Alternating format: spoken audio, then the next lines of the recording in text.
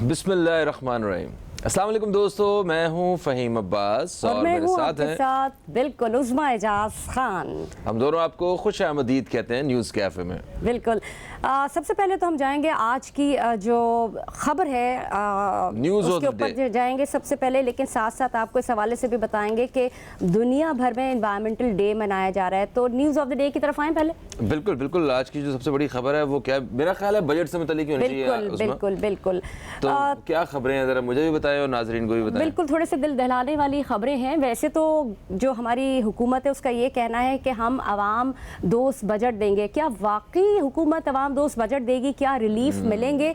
लेकिन कमाल की बात यह है कि 2023 शुरू हुआ और महंगाई ने शूट अप कर गई और तकरीबन 38% महंगाई में इजाफा हुआ है। और अब आवाम की नज़रें इस बजट के ऊपर लगी हुई है कि आया कि ये हुकूमत जो कि जिसके जाने का वक्त शुरू हो गया है, अगस्त में इलेक्शंस हो जाएंगे, तो क्या जाते जाते हुकूमत जो एक अच्छा बजट पेश करके जाएगी? और क्या इस बजट के पेश करने से आवाम के जो हुकूमत के अखराजात हैं उनके ऊपर इजाफा पड़ेगा? ये बहुत सारी ऐसी चीज़ें जिसके ऊपर डिस्कशन बनता है। लेकिन यहाँ बात एक और मैं आपको बताती चलूँ, बहुत अहम बात यह है कि जो IMF के साथ मुआहदे हो रहे हैं उसकी एक किस्त भी अभी तक जो नई इक़सात हैं वो रिलीज़ नहीं की गई हैं। एक डेडलॉक है जो हुकूमत और IMF के दरमियान बन गया। अच्छा, उसमें मुझे ना इस माशी सूरत हाल को देख के एक अजीब सी परेशानी सी होती है, क्योंकि जितने भी बयानात और जितने भी हम एक्सपर्ट्स की बातें सुनते हैं ना, वो ऐसा लगता है कि शायद किसी को जो असल बात है वो उसका अंदाज़ा ही नहीं है, या जो असल बात अगर कोई एक शख्स कह भी रहा है तो 10 लोग ऐसी अलग अलग बातें कर रहे हैं कि उसका भी असर ज़ायल हो जाता है और आपको मतलब अंदाज़ा नहीं होता है कि सही बात किसके पास है, असल जो खबर है वो किसके पास है, हकीकत को कौन जानता है। मैं चाहती हूँ आम आदमी के लिए थोड़ा सा बताएं। आम आदमी के लिए, आम आदमी मेरी तरह बिल्कुल परेशान है, वो कंफ्यूज है। वो बचपन से बजट के साथ ही अवाम दोस्त बजट का एक लफ्ज़ सुनता आया है और कभी भी ये बजट जो है वो अवाम के हक में कोई दोस्ती का नारा लगाते हुए नजर नहीं आया। हमेशा मुश्किल ही इससे हुई है अवाम को। और अभी क्योंकि इलेक्शंस होने वाले हैं, गुज़श्ता ये जितना भी अरसा रहा इस हुकूमत का, मौजूदा हुकूमत का, उन्होंने इस अरसे में अवाम के लिए कोई ऐसे खातिर खा फैसले तो किए नहीं। बिल्कुल, अवाम वैसे ही महंगाई के हवाले से जिस कदर तंग है, शायद आज तक माजी में कभी इतने परेशान हुए भी नहीं। तो इस बजट में जो बड़े बड़े ऐलानात किए जा रहे हैं, जो सोचा जा रहा है, अभी कुछ ऐसी खबरें भी फैलाई जा रही हैं, बताया जा रहा है कि डॉलर की कीमत भी नीचे आ जाएगी, पेट्रोल भी कम हो जाएगा, आप देखिएगा सोने की कीमत भी कम आ जाएगी, महंगाई भी जो है ना वो कम हो जाएगी। क्या ये सिर्फ ऐलानात की हद तक है या हकीकत में कुछ ऐसा होने वाला है? इस परेशानी के साथ जो है ना हम सिर्फ इस बजट को देख रहे हैं। बिल्कुल फ़हीम, मुझे देखिए कभी कभार होता यह है कि जब गवर्नमेंट जाने लगती है तो वो एक मसनूई तासुर पैदा कर देती है, एक फेक एटमॉस्फेयर को जन्म दिया जाता है ताकि लोगों को वक्ती तौर पे ये लगे कि हाँ जी हुकूमत हमारे लिए बहुत कुछ करके गई है, ताकि उन्हें इलेक्शंस में वो रिलीफ और वो सारी चीज़ें मिल सके। सिंपैथी वोट्स होते हैं ना, इसी तरह से उनके कुछ वोट होते हैं कि जी ये इन्होंने तो जी बजट बड़ा अच्छा दिया तो हम इनको वोट दें। अब वो मसनूई, वो जो फेक, जिसको एक एम्बियंस कहते हैं, उसमें आपका डॉलर को किसी तरह कम कर देंगे और उसमें क्या करेंगे कि जी पेट्रोल की कीमत कम कर देंगे, लेकिन बेसिकली ये जो खसारा होता है ना मुल्क का, इसको बढ़ा रहे होते हैं। अल्लाह करे कि ऐसा ना हो, अल्लाह करे कोई ना हो। मसनूई तौर पे ये एक चीज़ तैयार ना की जा रही हो। ये आवाम के लिए और आने वाले वक्त के लिए, आने वाली नस्लों के लिए कहीं ना कहीं एक इसका अच्छा इम्पैक्ट रहे, हम तो दुआ ही कर सकते हैं। आते हैं आज के मौजू की जानिब, और मौजू हमारा जो है वो नहायत ही खूबसूरत है। माहौलियाती आलूदगी के हवाले से आज हम बात करने वाले हैं। 5 जून को दुनिया भर की तरह पाकिस्तान में भी माहौलियात का आलमी दिन मनाया जाता है। इस हवाले से एक रिपोर्ट है, पहले चल के वो देखते हैं, फिर आगे बात करते हैं इस हवाले से।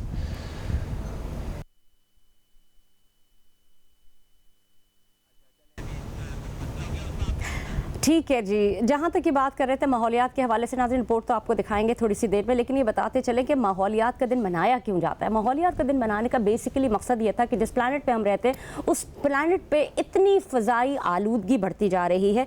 1972-73 में इसका बाकायदा तौर पर UN ने इसका ऐलान किया था कि इस डे को मनाया जाएगा। उसके बाद 1974 में इसको बाकायदा तौर पर मनाने का ऐलान किया गया। हर दफ़ा और हर साल एक मुल्क इसकी मेज़बानी ले लेता है और उसके ऊपर फिर सेमिनार्स मुनक्किद किए जाते हैं। उसकी आगाही के लिए सेमिनार मुनक्किद किए जाते हैं। नाज़रीन, यहाँ ये बात बहुत अहम है कि जिस तरह से साइंस तरक्की कर रही है, रिसोर्सेज बढ़ते जा रहे हैं, उसी तरह आलूदगी, पोल्यूशन भी उसी तरह से बढ़ती जा रही है। चाहे हमारे घर हो, चाहे हमारे समंदर हो, हमारे पानी हो, हमारी झीलें हो, हमारी फील्ड्स हो जहाँ से हम अनाज खाते हैं, वो सब के सब पोल्यूटेड है।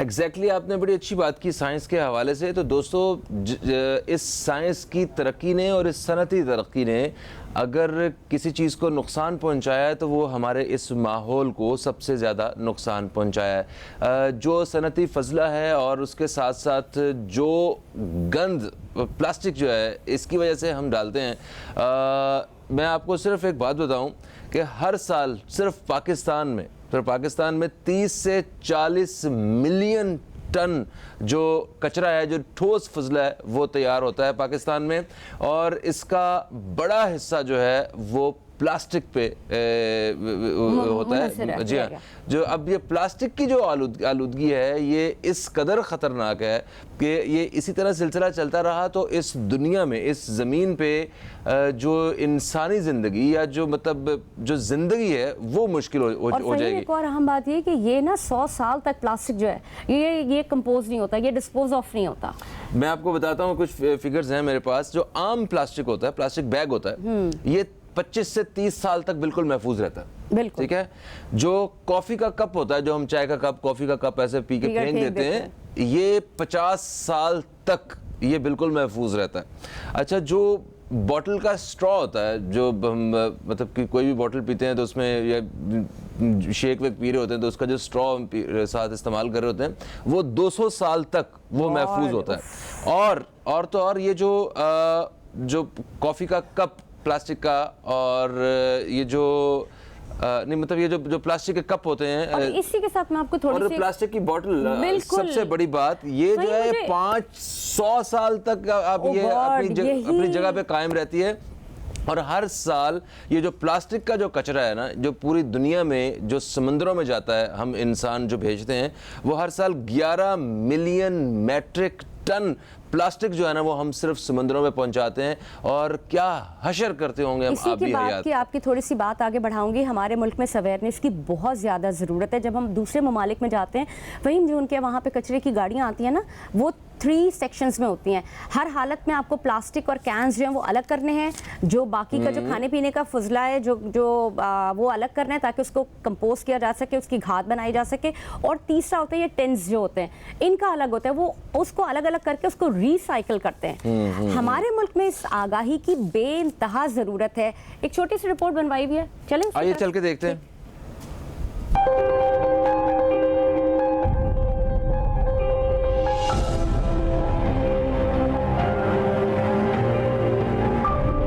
पाकिस्तान समेत दुनिया भर में आज माहौलियात का दिन मनाया जा रहा है, जिसका मकसद अवाम में माहौल की बेहतरी और आलूदगी के खात्मे से मुताल्लिक शऊर और आगही पैदा करना है। 5 जून को अक़वाम मुत्तहिदा के ज़ेर एहतमाम 1974 से हर साल ये दिन माहौलियाती मसाइल पर काबू पाने के अज़्म के साथ मनाया जाता है। पाकिस्तान समेत दुनिया के बेशतर ममालिक में माहौलियात के आलमी दिन की मुनासबत से वॉक, रैलियाँ, सेमिनार्स और दीगर तकारीब का इनेकाद किया जाता है।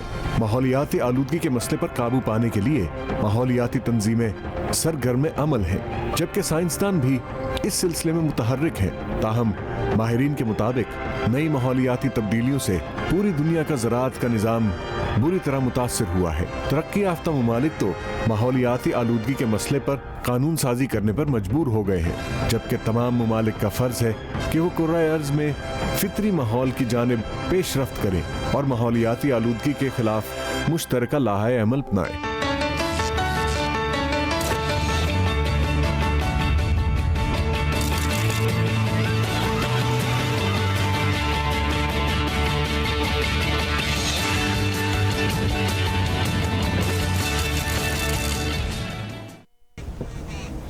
जी दोस्तों, रिपोर्ट आपने देखी और अब वक्त हुआ है कि आपसे मुलाकात करवाई जाए आज के मेहमान से। आज के जो हमारे मेहमान हैं, जो माहौलियाती आलूदगी के हवाले से बहसियत एक्सपर्ट आज प्रोग्राम में अपनी जो राय है उसका इजहार करेंगे।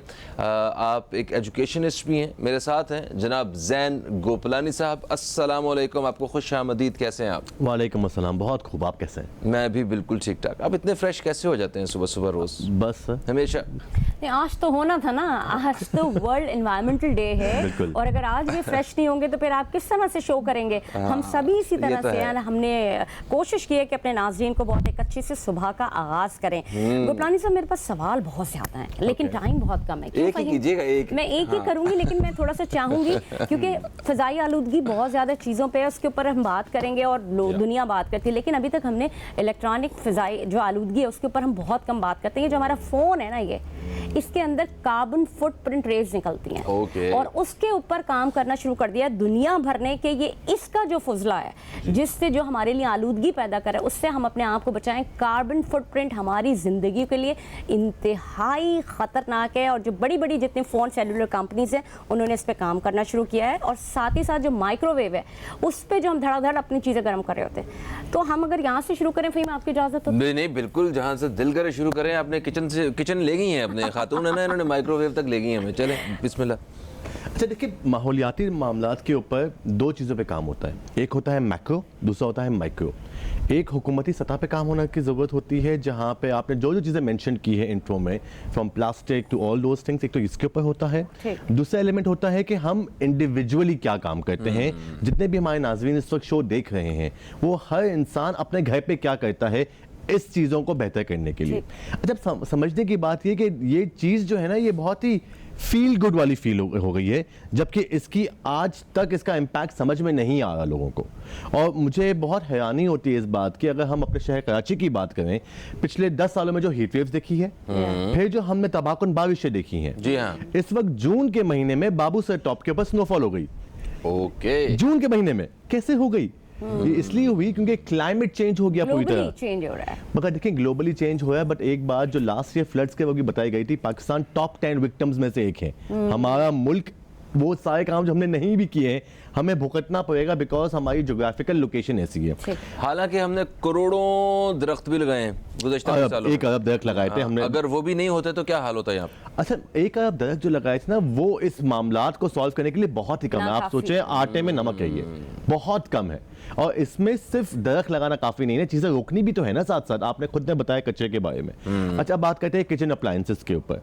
अब मैं यहाँ पे 2 फैक्टर्स दूंगा, एक लॉजिकल फैक्टर भी दूंगा। पहला लॉजिकल फैक्टर है कि गैस नहीं है, तो कैसे खाना गर्म किया जाए? आप खुद एक लेडीज है, हम खुद घर पे काम करते हैं, गैस ही नहीं है। एक सिंपल सी आजकल चाय बनाने के लिए भी अगर नहीं मिल रही है मुझे चीजें, तो मैं टी बैग वाली माइक्रोवेव में ही पीऊंगा। और मैं ऑप्शन क्या है मेरे पास फिलहाल? तो यहाँ पे जब भी आपको एक चीज रोकते हैं ना, उसका ऑल्टरनेट जरूर प्रोवाइड करते हैं।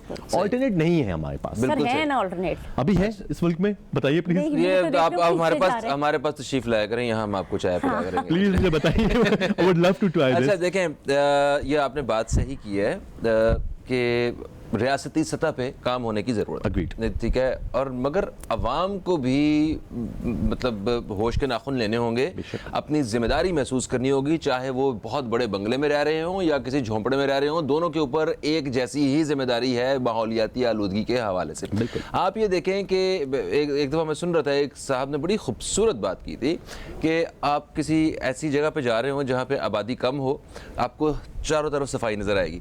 जिस वक्त आपको कचरे के ढेर नजर आना शुरू हुए तो समझ जाएं कि यहाँ पे कहीं ना कहीं इंसानी आबादी है। भाई, इंसान जहाँ पे होगा वहाँ पे तो सफाई और खूबसूरती का ताल्लुक होना चाहिए, ना कि गंदगी का ताल्लुक होना चाहिए, है ना? तो इस पर थोड़ी रोशनी डालें। अब डिपेंड करता है कौन से माहौल में है वो, और किसी भी माहौल में आप जाएं, आप रोड पे जब आपको तो कचरे का ढेर नजर आएगा तो पता चल जाएगा यहाँ पे कोई इंसान रहते हैं जिन्होंने ये कचरा यहाँ फैलाया। चलिए मैं आपको बहुत सिंपल सी मिसाल देता हूँ। क्योंकि मैं ऑस्ट्रेलिया में रहा हूँ, मैं चीजें वैसे देखी है। मुझे आप बताएं, जब भी कराची में हवाएं तेज चलती है तो मट्टी होती है, नेचुरल है? जी जी जी जी, नेचुरल लगता है आपको भी? बड़ी नेचुरल नहीं है। लाहौर में तो आंधी आती है, बड़ी नेचुरल नहीं है। ऑस्ट्रेलिया में नहीं है। नहीं है नेचुरल। मैं Okay. आपको बताऊं क्यों नेचुरल नहीं है। ऑस्ट्रेलिया में इससे ज्यादा हवाएं होती थी, खासतौर पर जिस शहर में मैं मेलबर्न में रहता सही था, बात। मगर वहाँ लैंडस्केपिंग होती है। अगर मेरे पास घर मौजूद है और उसके आगे कोई खाली प्लॉट है तो मुझ पे लाजमी है कि वहां पे गार्डनिंग होगी, लाजमी है। तो जब तेज हवाएं चलती है और जब प्लेन लैंड होता है उस पे मिट्टी होती थी, इसलिए मिट्टी होती है, इसीलिए एक मिट्टी डस्ट, होगी तो उड़ेगी ना। इसीलिए बिल्कुल डस्ट सही है। पोल्यूशन आता सही है, बात, इसीलिए बिल्कुल सारी सही। बीमारियां भी आती है। ये एक सिंपल सा है कि अब वहां पे कानून बन गया कि ये करना लाजमी है। अब हर घर वाले की जिम्मेदारी है कि भाई मेरे घर के बाहर जो भी सहन जी। है, पार्किंग स्पॉट आपने अलग रखा हुआ है कि उसके लिए अलग आपको गाड़ी रिजर्व है, मगर वहां पे गार्डनिंग होना लाजमी है। मैं इसी को ठीक थोड़ा है, सा हाँ। कंटिन्यू करूं कि उन्होंने जो है ना हेजेस बनाने को मना किया हुआ है ताकि ओपन फील्ड रहे घर के Yes, बाहर और उसमें गार्डन हो। बिल्कुल। अच्छा, हमारे यहाँ एक और मसला है, मैं जिसके ऊपर बात करना चाहती हूँ। आपने जैसे कहा कि मिट्टी उड़ती है, तो वो मिट्टी जो जगह है ना वो इतनी खुश्क है, वो कच्ची जमीन नहीं है। वो जो सीड्स थ्रो वाला जो एक बात आई है ना कि Concept है, कॉन्सेप्ट है, वो तो हो ही नहीं सकता, क्योंकि अगर आपने फ्रूट खा के उसकी गुठलियां जमा कर ली और आप जहां जा रहे हैं आपने उसको थ्रो कर दिया ताकि वो नेचुरली जब वो ग्रो कर जाए, तो मिट्टी नम नहीं है, क्योंकि वहां पे तो जो कई कंस्ट्रक्शन का मलबा पड़ा हुआ है, तो कोई और कुछ चीज हुई हुई है, उस वजह से वो भी तो आलूदगी है। हाँ, बिकॉज ये सब चीजें कंट्रीब्यूट कर रही है ना, एक चीज नहीं है खास तौर पे। और अगर हम फिलहाल अगर हमारे नाज़रीन के लिए बात की जाए कि मैं इंडिविजुअली क्या कर सकता हूँ, आई गेस मैं यहाँ पे जब तक एनवायरनमेंट को इकोनॉमिक से जोड़ा नहीं जाएगा, आवाम मोटिवेट नहीं होगी। बिल्कुल। ये बहुत सिंपल बात है। एनवायरनमेंट को सेव करने के लिए लोगों को इकोनॉमिक विजन देना स्टार्ट करें। अच्छा जैन भाई, मुझे तो ऐसा लगता है कि शायद हमें अंदाज़ा भी नहीं है कि हम और हमारी पिछली नस्लें, सबसे ज़्यादा कंट्रीब्यूट हमने किया है इस आलूदगी में, इस नस्ल ने, Yeah. कि हम कितना बड़ा बिगाड़ पैदा कर चुके हैं इस वक्त माहौल के अंदर। एक तगय्युराती बदलाव जो है वो किस कदर हम पैदा कर चुके हैं, इस हवाले से ज़रा मज़ीद हम बात भी करेंगे, क्योंकि हमें अंदाज़ा ही नहीं है, जब तक इस चीज़ का अंदाज़ा ही नहीं होगा कि हम जो अपने आप को बिल्कुल बेकसूर समझ रहे हैं, हमने अच्छा खासा काम लगा दिया हुआ है, बुरा हशर कर दिया हुआ है, तो तब तक हम कैसे तसही की तरफ आ सकते हैं? नाज़रीन, ये ज़रूरी नहीं है कि हुकूमती सतह के ऊपर काम किया जाए, यकीनन ये ज़रूरी उस हवाले से तो है, लेकिन इंडिविजुअली भी हम अपने अपने घरों को उस आलूदगी से पाक रख सकते हैं, हम अपने इन्वायरमेंट को क्लीन कर सकते हैं, हम अपने आसपास के लोगों को क्लीन कर सकते हैं, हम अपने जहन को आलूदगी से साफ कर सकते हैं। आलूदगी सिर्फ एक नहीं होती, नॉइज़ पोल्यूशन हमारे लिए तबाही है, हमारे लिए डस्ट पोल्यूशन हमारे लिए तबाही है, जिससे हज़ारों बीमारियां जन्म ले रही हैं। इसके साथ साथ और बहुत सारे जो हमारे इन्वायरमेंट में जो चीज़ें चल रही हैं वो हमारे लिए हमें ऐसा लगता है कि हमसे बर्दाश्त नहीं हो रही, लेकिन हम बर्दाश्त कर रहे हैं। जो बर्दाश्त कर रहे हैं ना, वो भी हमारी तबीयत ख़राबी का सबब बन रहा है। जैन गोपलानी साहब मौजूद है, क्या ऐड करेंगे इसमें? कौन से ऐसे मेजर्स हैं जो हम लोगों को लेने चाहिए इंडिविजुअली सतह पे? आपने खुद बात की, हुकूमत की जिम्मेदारी अपनी जगह, लेकिन इंडिविजुअली हम क्या कर सकते हैं? देखिए, बहुत सारी चीज़ें। मैं स्टार्ट करूंगा वाटर से। सबसे पहले पानी का ज़ाया और पानी की क्राइसिस हमारे मुल्क में बेइंतहा है इस वक्त। अच्छा, अब इसमें हमारे शहर में कुछ इलाके हैं जहां पानी टैंकर्स के जरिए आता है, तो ऑफ कोर्स वहां पे फिर भी एक चेक एंड कंट्रोल सिस्टम मौजूद है जहां पे लोग मेजर करते हैं कि मेरे पास इतना पानी कंजम्पशन है। मगर शहर का अभी भी एक बहुत बड़ा एरिया है जहां पे पानी लाइन से आता है। वहां पे एक सिंपल तरीका आप कर सकते हैं, अपने घरों के अंदर एक वाटर मीटर नाम की चीज होती है जो मुश्किल से 1000-1500 रुपए का मिलता है। वो आपको कंजम्पशन बताता है कि आपने कितना कंजम्पशन आप कर रहे हैं। ठीक है। आप सिर्फ उसका एक चेक एंड बैलेंस कर लेंगे। फॉर एग्जांपल, 15 दिन में मैंने 12 गैलन कंज्यूम किए, या फिर 15 दिनों में मैंने 10 गैलन कंज्यूम किए, and then you aim to reduce that thing. और फिर नोटिस करो कि पानी कहाँ जाया हो रहा है। फॉर एग्जाम्पल, शावर में पानी बहुत वेस्ट हो रहा है। मैं आपको सिंपल तरीका बताऊं, मैंने खुद ये नोटिस किया था इस्तांबुल शहर के अंदर, क्योंकि मैं वहाँ पे होता है, वजू करने के लिए हम सब जो होते हैं, बहुत कॉमन प्रैक्टिस है कि नल खोल के रख देते हैं जी। और वजू अदा हो रहा होता है। और अब आप नोटिस भी करें, उस दौरान पानी का जाया बहुत ज्यादा हो रहा होता है। पुराने जमाने की भी प्रैक्टिस थी और आज भी पॉसिबल है कि आप जो है ना एक छोटा सा मग्गा रख लें अपने पास प्रॉपर्ली वजू का, आप उसको भरें, उसमें आप पानी यूज करें, खत्म हो जाए फिर भर लें उसको आप। मगर इससे आपका जो पानी का जो ओवरऑल कंजम्पशन है वो 1 या 2 मग्गे होंगे। मगर जो टैप आपने खुला रख दिया ना, आपको अंदाजा नहीं कि आपका कितना साफ पानी वेस्ट हो रहा है। इसी के साथ वो ब्रश करते हुए ये आपने टैप खोला होता है, ब्रश किए जा रहे हैं जनाब, वेट कर रहे हैं, नहा रहे हैं तो भाई साबुन मजे से लग रहे हैं, शावर ऑन है, मतलब पानी के देखिए सिंपल तरीके ना। और अगेन यहाँ इसी को मैं अगर आपकी बात को बढ़ाऊं ना आगे, फहीम आप भी शायद इसको वो करेंगे। हमने क्या किया है, ये जो पानी जा रहा है ना सारा, हमने यानी कि जो आपका जिसमें आपके बर्तन धुल रहे हैं वो पानी, और आपका जो शावर है उस पानी के हमने स्प्रिंकल बना लिए हैं बहुत अच्छी बात और हमने उसको गार्डन में डाल दिए हैं, और हमने जो हमारे साथ का प्लॉट है उसमें भी हमने गार्डन किया हुआ Very है, तो nice. वो सारा स्प्रिंकल होके वो पानी वेस्ट नहीं हो रहा है। तो हम अगर हर बंदा अपनी सतह पे, कोई ये बहुत महंगा प्लांट नहीं है, आपने सिर्फ पाइप्स लगा के जो है वो आपने उन जगहों के ऊपर वो डाल देना है। देखिए ये तो तभी होगा ना जब आपको फिक्र होगी कि आपको पता होगा कि यस ये मेरा रोल है, मुझे इस हवाले से कुछ करना है। बिल्कुल। जब हम अपने आप को बिल्कुल ऐसे क्लीन चिट लाता दे के है। बैठे हुए हैं कि भाई हमने क्या किया है, पैसा हम पानी खुद खरीद के इस्तेमाल करते हैं, घर में हमारे जगह नहीं है, हम क्या वहाँ पे दरख्त पौधे लगाएं, हमने क्या किया है? हाँ। तो जब आपने कुछ किया ही नहीं है तो तब आप कैसे सही करेंगे? और मैं आपको बताऊं दुनिया भर में तो फिर कहीं ना कहीं लोग इस कचरे को और इन सारी चीज़ों को वो बड़ा, आप जिस तरह उस्मा बता रही थी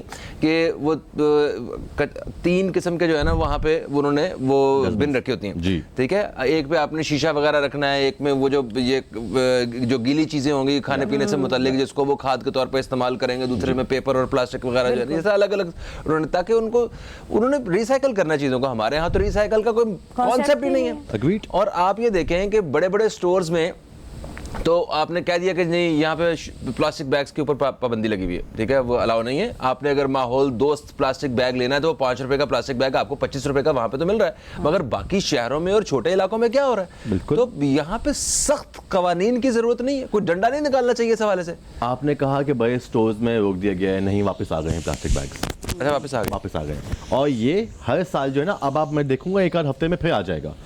मसला ये है सारा का सारा कि ये जो है ना इसके ऊपर चेक एंड बैलेंस ही नहीं रहता है।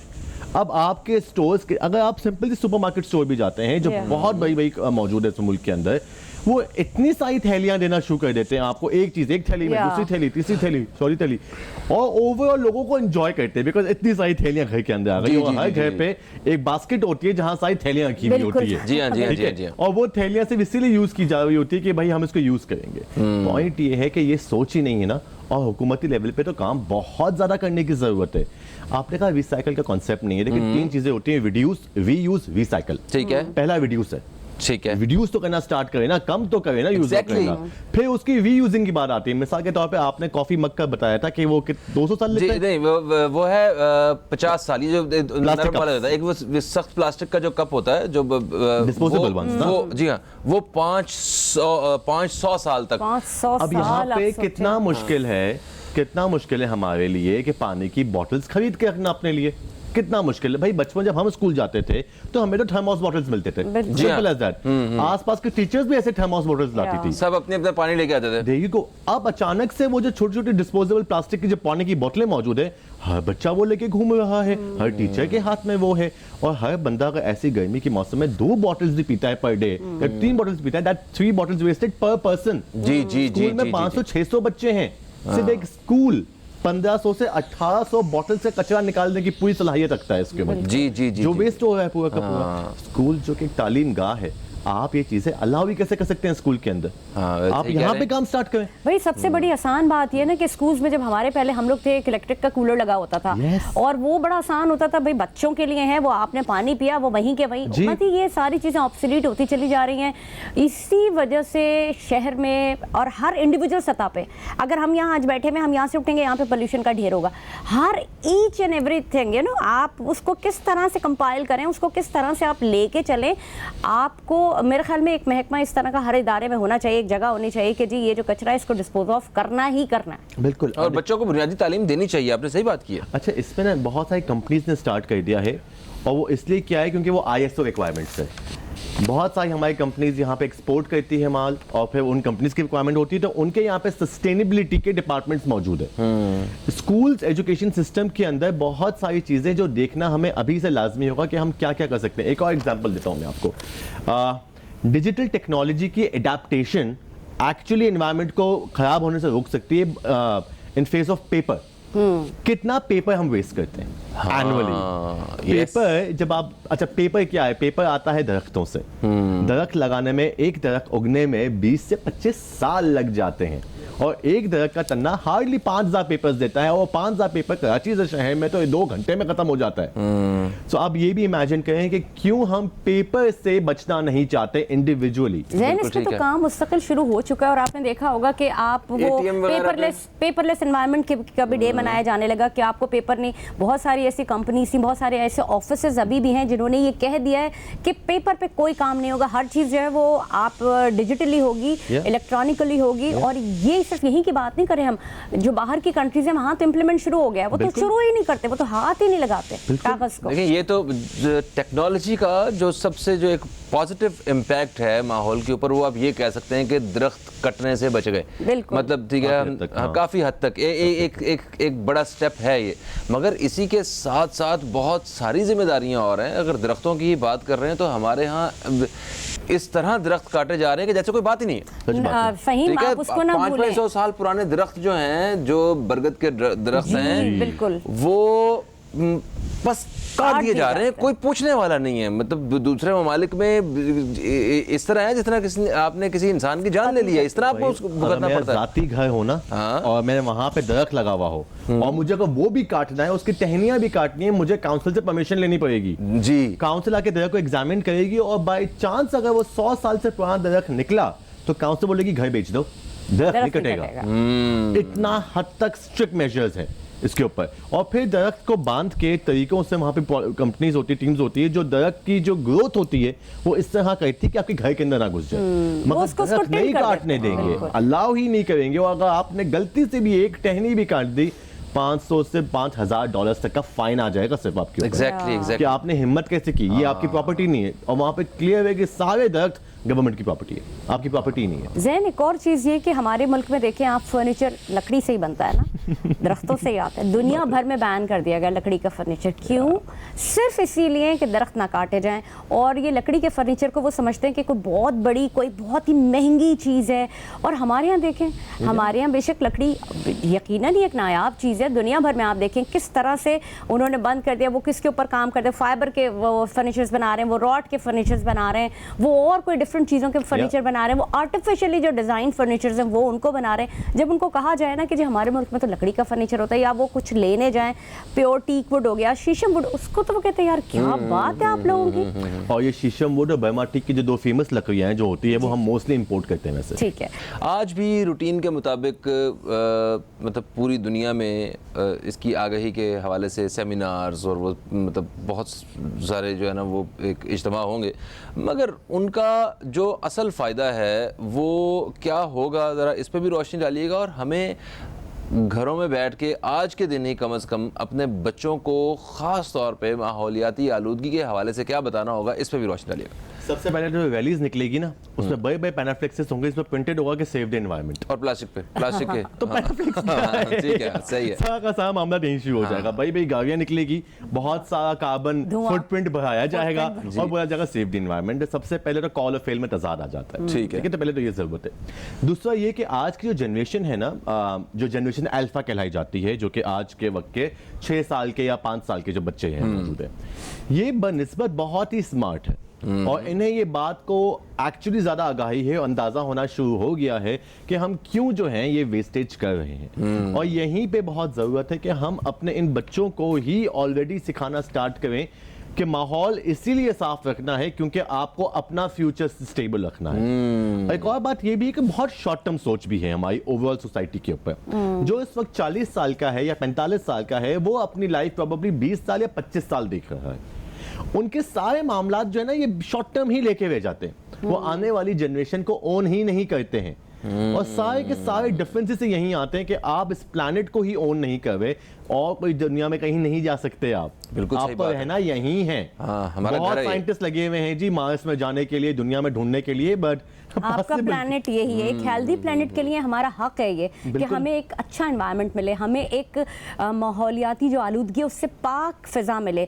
साथ साथ मैं आपको एक और बड़े मजे की बात बताऊं कि अगर हम इसको स्पिरिचुअली देखें, आपने सुना होगा कि अपने घरों में अगर जो चीज़ें क्लटर होते हैं उसको आपको डिस्पोज ऑफ करना है। अगर आपके घर में मशीन मशीनें ख़राब हैं, या तो उन्हें ठीक कराइए, या जो आप रखते रहते हैं ना चीज़ें, यार शायद 4 साल बाद काम आ जाएंगी, 2 साल बाद काम आ जाएंगी, हम नहीं फेंकते, वो आपकी मेंटल हेल्थ को डिस्टर्ब करती हैं। आप ये सोचेंगे सिर्फ एक पॉइंट है ये, आप जिस पूरे मुल्क में रह रहे हैं वहाँ पे सिर्फ क्लटर है। So how can you know, आपकी रूह जो है, आपकी स्पिरिट जो है, वो आप स्पिरिचुअली जो है वो अपने आप को फोकस्ड ही नहीं कर पा रहे, इसलिए कामयाबियां हर्डल में आ रही हैं। ऑल्सो ओवर कंजम्पशन, अगर मैं स्टार्ट करूं क्लोथ से, कितने सारे लोगों को हम जानते हैं जिनके पास अलमारियां भरी पड़ी है कपड़ों की, मगर फिर भी उन्हें नए कपड़े चाहिए होते हैं, नए जूते चाहिए होते हैं, नई कॉस्मेटिक्स चाहिए होती हैं। क्यों चाहिए? ओवर कंजम्पशन की सोच दी किसने है? अच्छा, आप खवातीन के बारे में ये बात नहीं करें? मैं तो खवातीन बोला ही नहीं, आपने बोला। नहीं, मैं वैसे कह रहा हूं, तो मैं ये समझ ना जाए कि हम सिर्फ खवातीन की बात कर रहे हैं, मर्द आदमी भी है। हाँ। भाई प्रॉब्लम ये है ना कि कई सारे लोगों को मैं जानता हूं, मेरे दोस्तों को मैं जानता हूं, जो कि एक आध इवेंट पे जाते हैं जहां तस्वीर हो जाती है, वो कपड़े फिर पहनेंगे नहीं, इस वजह से कि तस्वीर आ चुकी है। सही है। अब ये प्रॉब्लम है ना, ये माइंडसेट किसने दिया आपको? ये सारा माइंडसेट इन ब्रांड्स ने दिया ना, जो चाहते हैं कि जी आप अगर फॉर एग्जांपल साल में 10 शर्टें लेते थे, अब आप साल में 50 शर्टें लें, क्योंकि अब आपको दुनिया को दिखाना है। ये ओवर कंजम्पशन भी तो बहुत बड़ा एक रीजन है ना। मगर ये उन्हीं लोगों में ज्यादा होता है। मैं आपको एक बात बताऊं, लेकिन जैसे मुझे लगता है फ़हीम भी और मुझे लगता है मैं भी, हम लोग बड़ा प्रैक्टिकल हैं, हमें इससे फ़र्क नहीं पड़ता हमने एक दफ़ा पहना हो या 4 दफ़ा पहना हो। आप यकीन करें, मेरे पास 2 जीन्स और 4 टी-शर्टें हों, मेरे तो पूरा साल गुजर जाता है। I don't care. ये जो कपड़े होते हैं मांगे तांगे के पहन के आ जाते हैं, तो हमें तो कोई फर्क ही नहीं पड़ता। ये सोच आना लाजमी है ना, ये सतह लेवल की जो सोच होती है जिसमें कपड़े और लिबास और इससे आगे जाना लाजमी है। कैरेक्टर पे काम करना इंपॉर्टेंट होता है बनिस्बत इसके ऊपर कि आपने लिबास क्या पहना हुआ है, और यही मसला रहता है ना फ़हीम। बिल्कुल ऐसा। अच्छा, ये तो हमने अवाम के हवाले से और अपने हवाले से बात तो कर ली कि हमें इन चीज़ों की ज़रूरत है, अपनी आने वाली नस्लों को क्या समझाने की ज़रूरत है, ख़ुद क्या करने की ज़रूरत है।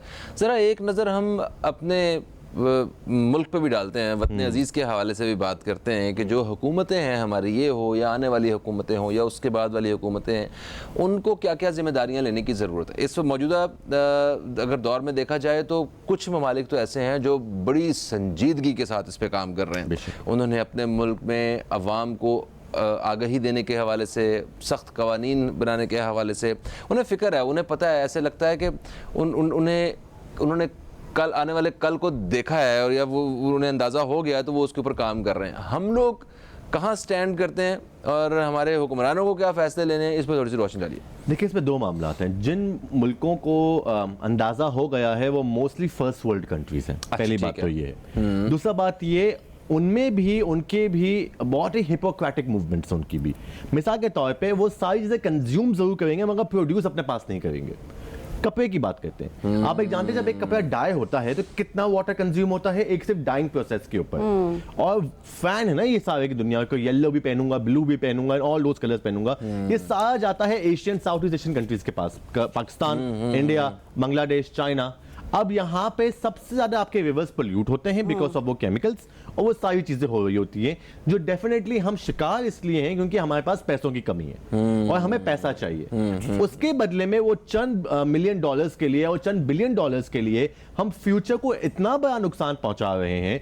अगेन, हमने जो लास्ट ईयर फ्लड्स देखे, उससे पहले भी फ्लड्स देखे थे, और ये फ्लड्स हर 2-3 साल में अब एक्सपेक्ट किए जा रहे हैं। वो क्यों किए जा रहे हैं? क्योंकि ओवरऑल आपका इकोसिस्टम हिल गया है। ये ओवरऑल बार बार। और जो एक और तरीका ये होता है कि नेचर के पास खुद एक पावर होती है सेल्फ हीलिंग के लिए। बिल्कुल सही है। अगर इंसान नहीं करेगा सही चीज तो नेचर खुद करेगी सही चीज, जिसकी निशानी सुनामी है, जिसकी निशानियां फ्लड्स हैं, जिसकी निशानियां ड्राउट्स हैं, ये सारी इसकी निशानियां हैं। और अगेन फिर जब वो नेचर जब अपना कहर दिखाती है तो हम सब जानते हैं कि तारीख गवाह के इंसानों की जाने किस तरह जाया होती है। बिल्कुल ठीक है आपने। नेचर जब अपना कहर दिखाती है तो उसकी बहुत सारे इफेक्ट जो है वो हमारी दुनिया, रहती दुनिया के ऊपर आते हैं जिन्हें हम झेल रहे होते हैं। नाज़रीन, यहाँ ये बात ये नहीं है कि हम किस तरह, मुझे ऐसा लगता है कि हमारे मुल्क में ना वर्ल्ड एनवायरमेंटल डे को सिर्फ एक फैंसी के ऊपर, फैंसी यानी आप समझे फैंसी डे के तौर पर मनाया जाता है, लेकिन इसकी किस हद तक और किस शिद्दत के साथ ज़रूरत है। एक कॉलर हमारे साथ लाइन पर मौजूद है जी। अस्सलाम वालेकुम। कौन मौजूद है हमारे साथ? अस्सलाम वालेकुम जी। वालेकुम सलाम। वालेकुम अस्सलाम। शायद अंकल, कैसे हैं आप? अल्लाह का शुक्र फ़हीम। देखिए, माहौलियाती मौजू पे हम लोग बचपन से देखते आए कि आपको ये रोकना है, टोकना है, आप सबसे पहले देखें शॉपर बैग जो होते हैं वो इंपोर्ट नहीं होते, वो लोकल बनते हैं यहाँ। इंडस्ट्रीज को नहीं रोकते, शॉपकीपर पे जाके छापे मारते हैं, इससे हल नहीं होगा। अच्छा, दूसरा ये कि हम बाई प्रोडक्ट का नहीं हमारे जहन में आता। एक बड़े लड़कों ने अभी इंजीनियर थे, उन्होंने ये शॉपर बैग से डामर बनाया, सड़कें बनाई, चीजें बनाई, उसकी तरफ तो हम जा ही नहीं रहे कि चलो एक गुना वहाँ हो गया, उस गुना को वो व्हाइट वॉश करने के लिए उन्होंने इंडस्ट्री इस टाइप की लगा रहे हैं। सही बात है। जिससे वो भी जिस चीज का ध्यान नहीं है, हमारा ध्यान होता है कि हमें कहाँ से हमें जो साइड पैसे कहते हैं ना वो मिले। बस जब तक आप पाकिस्तान में से ये चीजें कल्चर नहीं खत्म करेंगे कि ऐसी बीमारी आम हो जाएगी और हमारा माहौलियाती सिस्टम कभी बेहतर हो ही नहीं सकेगा। लेकिन हम कोशिश तो कर सकते हैं ना। आपको क्या लगता है कि कौन सी ऐसी चीज़ है जिसके ऊपर सबसे पहले काम करना चाहिए? एक तो ये बताइएगा गवर्नमेंट सतह पे, और ये बताइएगा एज एन इंडिविजुअल आप अपने घर में कौन सी एक चीज़ है जो आप करना चाहेंगे खुद से? बहुत आसान है। देखिए, छोटे बच्चों को ट्रीटमेंट, मैं शंघाई में घूम रहा था तो मेरे हाथ में बोतल थी, मैं जब बोतल ड्रॉप करने जा रहा था, छोटा 3-4 साल का बच्चा उसने आके बाजू वाले उसमें डालवाया, तो मुझे भी आइडिया हुआ अच्छा ये ग्लास का। हमारे यहाँ बच्चों को मॉन्टेसरी से, मैं कहता हूँ ये सबक सिखाएं बच्चों को मॉन्टेसरी से। ये मॉन्टेसरी नहीं है, ये आपकी पूरी आगे चल के एक बहुत बड़ा बेशक दरअसल है सर। इंस्टीट्यूशन बनना है। ये मेरा सवाल है sir, thank you so much. Montessori base पे नहीं करेंगे। थैंक यू सो मच, आप हमारे साथ हैं, अपनी राय को आपने हमारे प्रोग्राम के तवज्जुह से बाकी नाज़रीन तक भी शेयर किया। सर, जैन भाई, आपको नहीं लगता कि वो पुराना दौर शायद हमने बचपन में वो देखा है, मतलब जिस एज में हमने अपने बचपन में ज़रूर देखा है कि हर घर में एक टोकरी हुआ करती थी। जब बड़े बाजार जाया करते थे कोई शॉपिंग के लिए, कोई इतवार बाजार, जुमा बाजार वगैरह, तो वो टोकरी लेके जाते थे। उस टोकरी में ही सामान जो है वो लेके आया करते थे। ठीक है। दूसरा, घर से अगर दूध या दही लेके जाना होता था तो उसके लिए हम बर्तन लेके जाते थे, वो बर्तन घर वाले देते थे। तो आज भी हम टोकरी लेके जा सकते हैं, आज भी हम बर्तन जो है ना वो लेके जाते हैं, बिल्कुल कपड़े के थैले लेके जा सकते हैं। तो हम क्यों इतने दूर आ गए हैं कि हमें ये सारा कुछ मुश्किल लगता है? दो चीजें, एक कन्वीनियंस बेची गई है ओवर द इयर्स। कन्वीनियंट आपके लिए आसानी, आपके लिए वक्त बचाओ। दूध वाला घर पे आ रहा है, दूध वाला घर पे कहाँ आता है? वैसे मोस्टली आता भी तो थैली में देता है ना, वो भी पहले वो आता था बाकायदा लीटर वाले और आधे लीटर वाले, वो जी। ये तो कन्वीनियंस दिए गए। आपने जरूर तस्वीर देखी होगी जहाँ दिखाया जाता है कि एक पहले पतला आदमी और बड़ा टीवी रखा हुआ है, और फिर आने वाले वक्तों में मोटा आदमी और पतला टीवी रखा हुआ है। जी। स्मार्ट करने में, दुनिया के चक्कर में, या टेक्नोलॉजी को स्मार्ट करने के चक्कर में, या लाइफस्टाइल को स्मार्ट करने के चक्कर में आपने लोगों को जो है ना वो लेजी बना दिया है। अच्छा, आज सारी पाकिस्तान नंबर 1 आया डायबिटीज की रैंकिंग में। अगर आपने रिसेंट स्टडीज देखा, पाकिस्तान की 30% तक आबादी डायबिटिक हो गई है। ये बहुत बड़ा नंबर होता है। इसका मतलब ये हमारे हेल्थ केयर के ऊपर आने 20 साल के अंदर कितना प्रेशर डलने वाला है। और मैं देख के हैरान था, वहीं पाकिस्तान टॉप 10 में आया हार्ट डिजीज के इसके अंदर। ये क्यों हुआ है?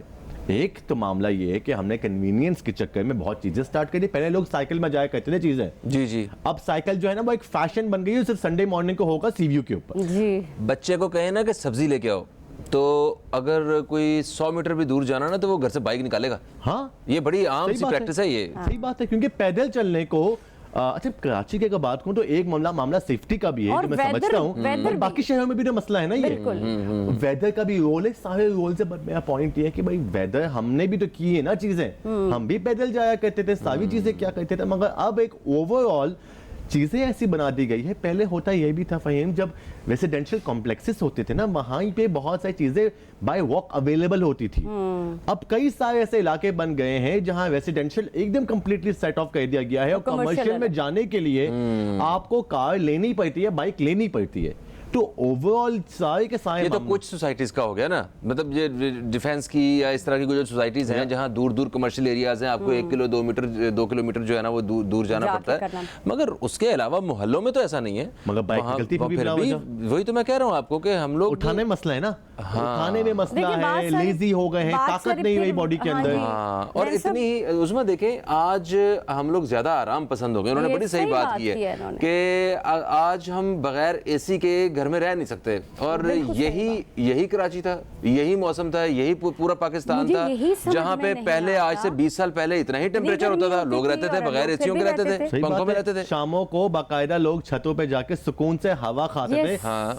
अगर पुरानी किताबों में जाते तो कराची की शामों का जिक्र किया गया है कि कराची की शामें बहुत खूबसूरत होती बेशक है। ऐसा ही है। और अभी तक भी कराची की शामें ठंडी होती हैं, लोग अल्हम्दुलिल्लाह। उसको एंजॉय नहीं करते। जो एक कॉन्सेप्ट था छतों पे बैठने वाला, एंजॉय करने वाला, छतों पे सोने वाला, जो कि शायद लाहौर में अभी भी कहीं है, हाँ। लेकिन कराची में बिल्कुल नहीं है। क्योंकि इतना फास्ट पेस कर दिया हमारे शहर को, इतना ज्यादा इकोनॉमिक रीजंस के पीछे इतना भगा दिया है ना। एक बड़ी मैंने प्यारी बात पढ़ी थी कि ये रैट रेस है या। जिसके पीछे हम सब भाग रहे हैं। अगर आप जीतोगे भी ना फहीम, फिर भी एंड में रैट ही रहोगे, इंसान नहीं बनोगे। बिल्कुल क्योंकि सही ये बात रैट है। रेस है। हाँ, हाँ, और ये सारे के सारे मामला आज के वक्त जहां हर जगह नफसा नफसी का माहौल है, जहां पैसा पैसा पैसे की बात की जा रही होती है, लोगों के दफनाने के लिए कब्रें मौजूद नहीं है। ये तमाम मामलात के ऊपर सिंपल देखना ये कि हम क्या चेस कर रहे हैं, हम क्या एक्चुअली ढूंढ रहे हैं, हम क्या तमाम चेस मामलात कर के रहे हैं। ऊपर। जैन, आपने बिल्कुल सही बात की। इस माहौलियाती दिन के हवाले से जो हम बात कर रहे हैं, फ़हीम आपसे भी मैं इसके ऊपर एक पॉइंट लेना चाहूँगी।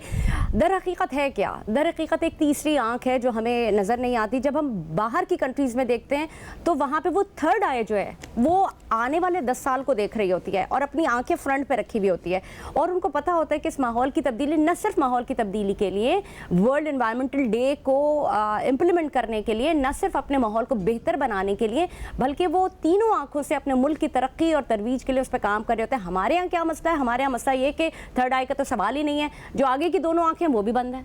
एग्जैक्टली ये दूर अंदेशी का जो जिक्र कर रही है ना, कि आने वाले वक्त में आप सिर्फ ये देख सकें कि आपको मतलब आज का किया हुआ जो है वो कल कैसे काम आ सकता है, हमें क्या एफर्ट्स करनी है, वो सिर्फ तालीम से ही मुमकिन है और रियासती सतह पे बड़े संजीदा फैसले लेने के बाद ही मुमकिन है। थैंक यू सो मच, आप तशरीफ़ लाए ज़ैन। आज आपकी वजह से हमें बहुत सारी हमारी मालूमात में इजाफा हुआ। हम दुआ करते हैं कि आज जो गुफ्तगू रही इससे हम अमली ज़िंदगी में भी कोई एक असर डाल सकें। और दूसरा मैं आपको ये बता दूं कि हम सब मिल के, पाकिस्तान के पास एक टाइटल है कि दुनिया में देखें कितने तकरीबन 200 के करीब मुल्क हैं, उन सब में पाकिस्तान का 10वां नंबर है सबसे ज़्यादा प्लास्टिक प्रोड्यूस करने में। तो कम अज़ कम हम सब अगर चाहें तो मिल के ये टाइटल जो है ना, इससे तो हम छुटकारा हासिल कर सकते हैं। एक बात मैं यहाँ करना चाहूँगी कि हम बार बार बात करें कि बच्चों को तरबियत की जाए। मुझे लगता है कि बड़े जो हैं उनको भी तरबियत की ज़रूरत है। अपनी बिल्कुल अपनी ऐसा। गाड़ियों में एक डस्टबिन रखिए, रोडों पे कचरा डालने के बजाय अपनी गाड़ी में डालें। आज का दिन है, इसकी इज्जत करते हैं इस दिन की, और आज से ये शुरू करते हैं। बिल्कुल ऐसा है। और प्लास्टिक बैग से ज़रा थोड़ा सा हुकूमत को भी और हम आवाम को भी तो अपनी दिलचस्पी जो है ना वो ख़त्म करने की ज़रूरत है। फ़हीम अब्बास को, उज़मा एजाज खान को और न्यूज़ कैफ़े की टीम को दें इजाज़त। आपसे इंशाअल्लाह कल फिर मुलाकात होगी। कल तक के लिए खुदा हाफिज़। पाकिस्तान जिंदाबाद।